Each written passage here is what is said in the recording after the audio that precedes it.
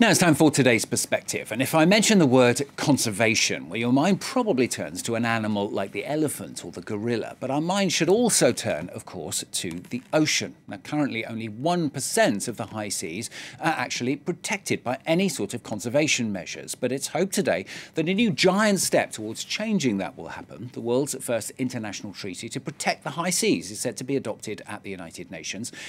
A huge step for the historic Environmental Accord after more than 15 years of discussions, would you believe? Well, with me is Jessica Battle. She's the Worldwide Fund for Nature's senior expert on global ocean policy and governance. Thanks very much for joining us on the programme.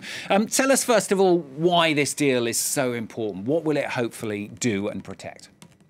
Yes, thank you. It really is the first time that we find a way to establish marine protected areas on the high seas. And this is super important because the high seas so far has been governed by a very fragmented approach where shipping has been set by the International Maritime Organization, the rules for shipping, the rules for fishing, but only for certain fish species like tuna and cod, for example, on the high seas. Are being managed through what's called Regional Fisheries Management Organization. There's been no overarching mechanism to looking at the biodiversity, the life in the ocean as a whole. And this is, of course, really important in today's world where we are seeing more and more impacts of our activities on the high seas, both from these activities on the sea, but also land, as we see here, the plastics floating in the ocean.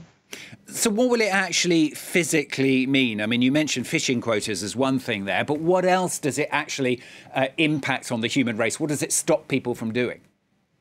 It will only stop people from doing things that the international community agrees on is too much for the ocean. So we are hoping as conservationists that this will mean using better fishing techniques, so we are not catching sharks when we're not meant to catch sharks, so we're catching less species, less fish in terms of the sustainability, because today there's far too much fish being caught also on the high seas. Stricter rules for shipping, stricter rules for things like noise in the ocean. We are looking at a potential opening of the seafloor to mining, which would be disastrous for the ocean. So here we're also hoping that this treaty will help to prevent seabed mining from occurring, at least before we know what's down in the deep sea and know how to manage it if we can at all. Yeah, I was going to ask you a bit more about seabed mining. Tell us a bit more about that, because I know that's something you're specifically involved in. I mean, tell us, first of all, what it actually is, because I'm sure a lot of people that aren't even aware that seabed mining exists. Well, it doesn't exist actually today. It's an industry that's highly speculative and has not started yet. There are a few companies that are involved in pushing for this seabed to be opened by the international community. It can only be open when governments decide so.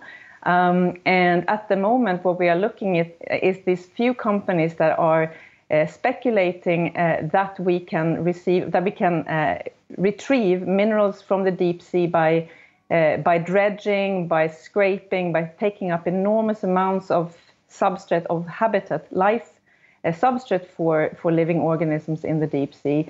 And they say that this is good for the green revolution, the switch towards a renewable energy system. But we have proven that this is not the case. We do not need these minerals at all.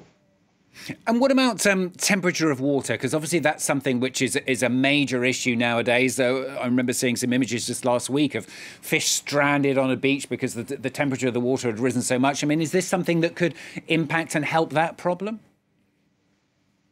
You mean the High Seas Treaty? Yes. Yes.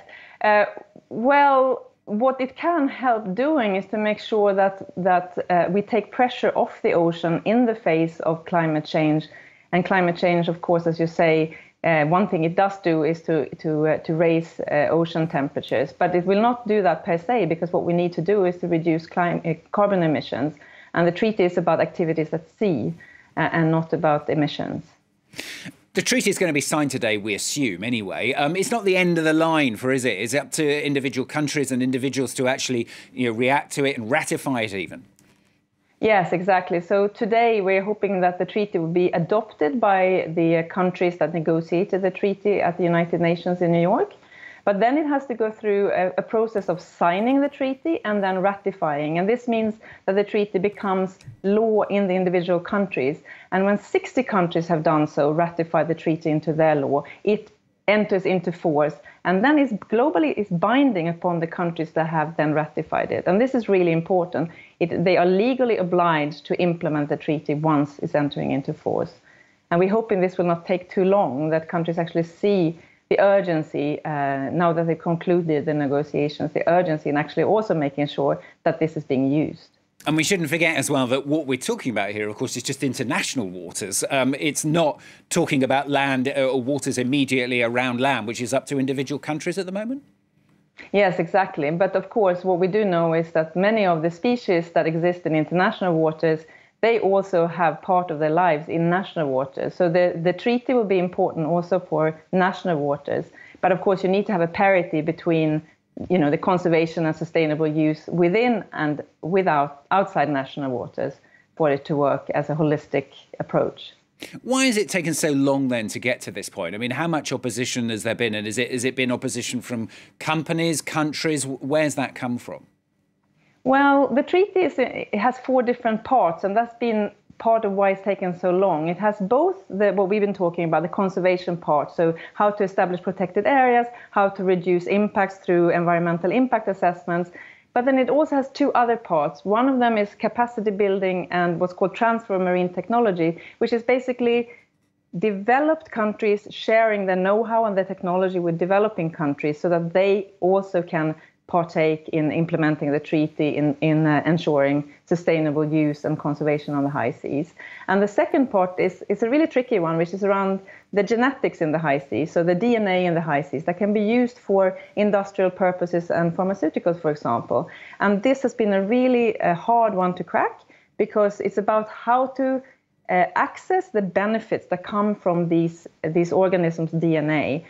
This was hard enough to reach an agreement on in national areas, so on land and in national waters. But in international waters, when these resources actually belong to everyone, it proved very, very difficult. But we did get, at the end, a solution. So the thing is that when you negotiate a treaty like this, it's a package deal, and everything needs to be concluded before it's all been agreed. Quick last question for you. With all this going on, how optimistic are you? I mean, we're hearing so many terrible stories about the impact that the human race is having on the planet. Are there ways forward and way out of it? Yes, I think in particular for the ocean, because the ocean really bounces back if you take the pressure off. Fish populations rebuild. As long as we don't, make species go extinct and erode their life area where they live too much, they do actually bounce back. So the important thing here now is to make sure as quickly as possible that this is being implemented, and including them ensuring that parts of the ocean is protected for restoration and recovery.